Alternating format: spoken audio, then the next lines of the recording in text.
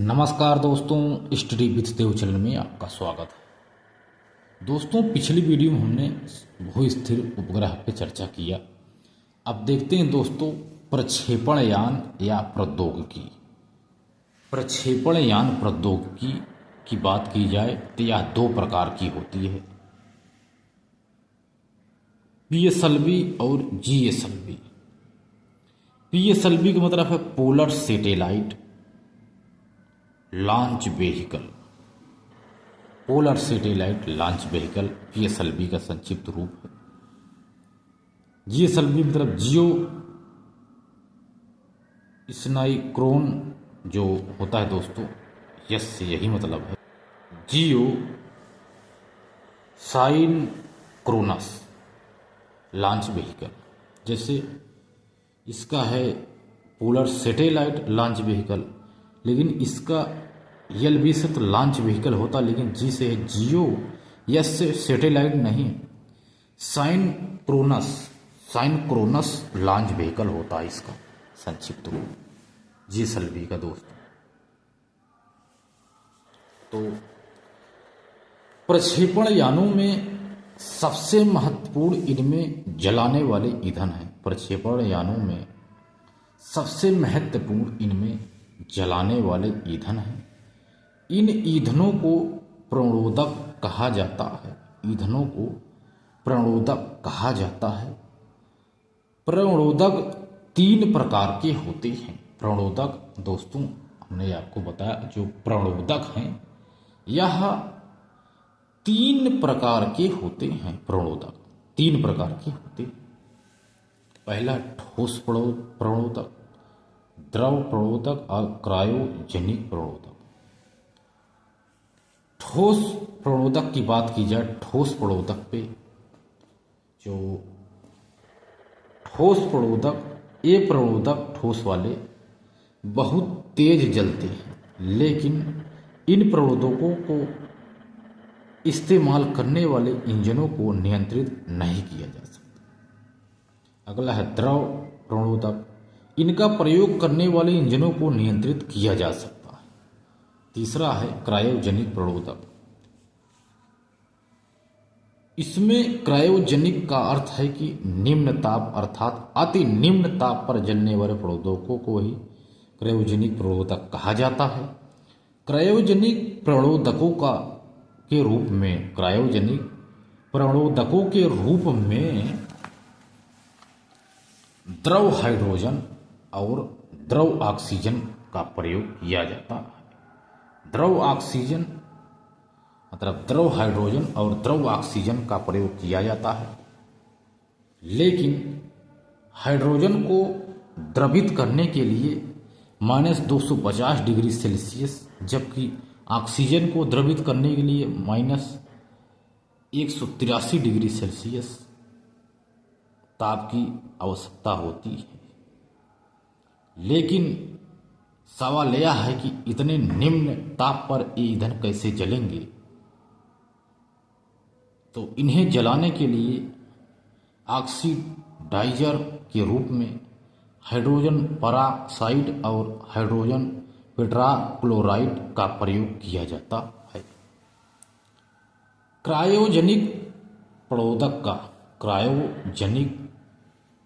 प्रणोदक का इस्तेमाल करने वाले इंजन बहुत शक्तिशाली होते हैं।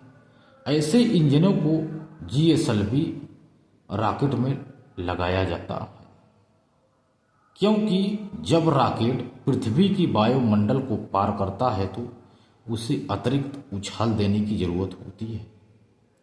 यह उछाल क्रायोजेनिक इंजन ही दे सकता है। भारत ने क्रायोजेनिक प्रौद्योगिकी का इस्तेमाल करने वाले रॉकेट जीएसएलवी को 24 अप्रैल सन 2001 को सफलतापूर्वक अंतरिक्ष में भेजा।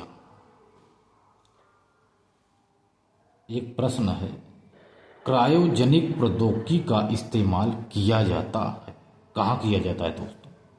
पहला ए है प्रक्षेपण यानों में, अतिचालकता में, जनन द्रव्यों में, उपरोक्त सभी में। तो दोस्तों इसका उत्तर है, तो कि क्रायोजेनिक प्रौद्योगिकी का इस्तेमाल तीनों में किया जाता है, प्रक्षेपण में भी, अतिचालकता में भी, जनन द्रव्य बैंकों में भी, सभी में इसका इस्तेमाल किया जाता है। तो आइए देखते हैं दोस्तों PSLV पे चर्चा करते हैं। क्या है PSLV जो रॉकेट है, तो यह एक रॉकेट होता है दोस्तों। यह एक ध्रुवीय उपग्रह है जो इस पर लाद देते हैं। इसमें 1 2 3 4 खाने बने होते हैं और ये नीचे यहाँ पर बूस्टर लगा होता है जहाँ से इसको छोड़ा जाता है। तो पहले खाने में ठोस प्रणोदक भरे होते हैं, दूसरे में द्रव प्रणोदक, तीसरे में ठोस प्रणोदक, चौथे में भी द्रव प्रणोदक भरा होता है। इसका वजन 275 से 300 टन तक यह वजन ले जा सकता है। उपग्रह का वजन 1500 किलोग्राम, जो उपग्रह का है वजन 1500 किलोग्राम है। इसकी ऊंचाई की बात की जाए तो 44.4 मीटर की ऊंचाई होती है और प्रक्षेपण ऊंचाई 500 से 1000 किलोमीटर होती है। PSLV की बात है दोस्तों।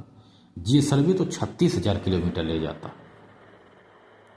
ईंधन चैम्बर इसमें 4 होते हैं, 1 2 3 4।